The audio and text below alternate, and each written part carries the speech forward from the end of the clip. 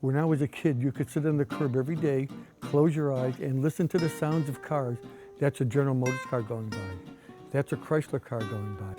I've always liked it. I've always liked cars when I was a little kid. I remember the first car we had was a 28 Pontiac. It's more than just a mechanical thing that we have used and used and used. Rather, it's really a form of art. The 61 Thunderbird, I'm a T-Bird nut anyway, but the way that one drives, it is the most, you don't want to get out of it. So when I woke up one Saturday morning and saw a 1928 Studebaker in our driveway, I thought to myself, wow, that's kind of cool, a vintage car. When I graduated from law school, Stan and I went shopping and bought a 1963 Avanti, which became my everyday drive to work car for about 4 or 5 years. It now resides in the collection. To see that then and to see what we've created now, this beautiful museum with all the exhibits and all the cars, is something that's really full circle for me and my family and my father. Well, it's a long story how we founded the museum with Stan Zimmerman and myself. Stan and I have known each other for 40 plus years. And we've gone to car shows together with our cars. And while we're at car shows, everybody's got signs on them. Don't touch them, stay nude, don't get near my car, you'll scratch it. Conversely, Stan and I would say, come over here, crawl into the back seat, get into the rumble seat, enjoy the car, sit down, and see what it's really like.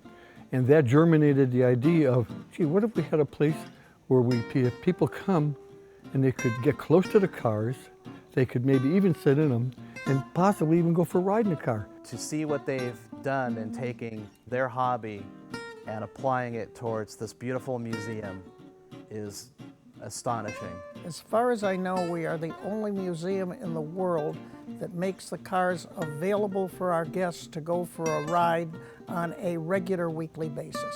Let the people enjoy the car, get into the car.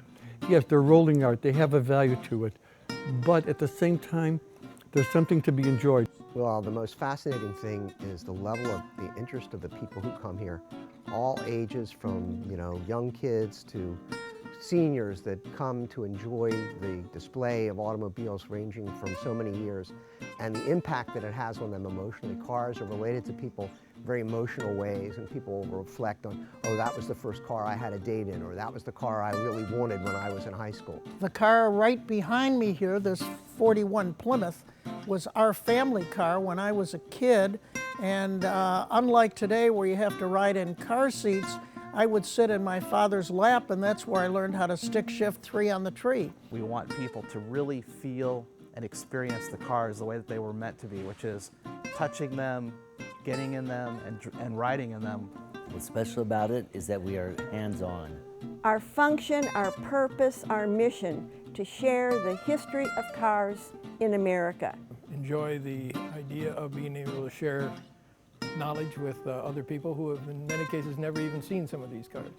Well, that's probably 50% of the cost of the museum is right there in the maintenance and repair of the automobiles and the tracking down the parts that we need to do it. This one is here because the running board rubbers got wore out, and when we pulled off the old rubber off the running boards, there was some horrendous body work that was done to the running boards. So we decided to remove the running boards and strip all the body filler and the paint off the running boards, and we're going to straighten them out and basically restore the running boards. The cost of just doing what we do to go out and get the parts. You got to remember, this is 1936. The repair work and the maintenance is more intensive. We're not doing full restorations on cars. We try to get our cars at least as a preservation vehicle or a number 2 car where we have general maintenance to do on them and maintain them. I've started working on this 70 Dodge Challenger in December of 2011, and it's coming up on 2 years. It's a good feeling when you see what it looked like at the beginning and what it is now. I came to the museum and I was just pleased that they allowed me to work on their cars, and after a while they found out I was not a bozo, that I could probably do a few things and not damage anything. You know, and I come to the museum and I see the docents, I say a private prayer thanking them for being here, because without them we wouldn't have anything. We get nothing but rave reviews from people commenting on their knowledge and their helpfulness when they give the tours.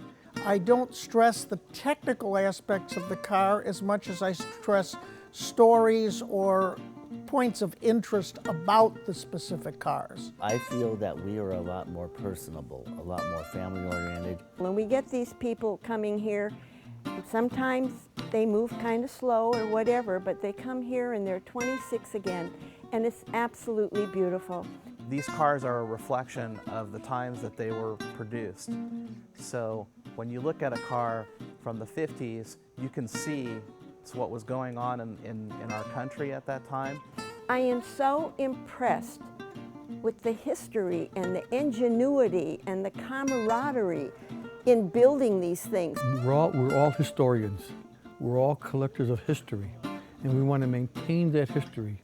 Yeah, history will change. It gets more modern as you move on, and we get older, so we like the older history. But history is history, and it'll never change. To know history will tell you where the future's going. Well, I see the future of the museum continuing to improve the collection, improve the displays, and more outreach to the community.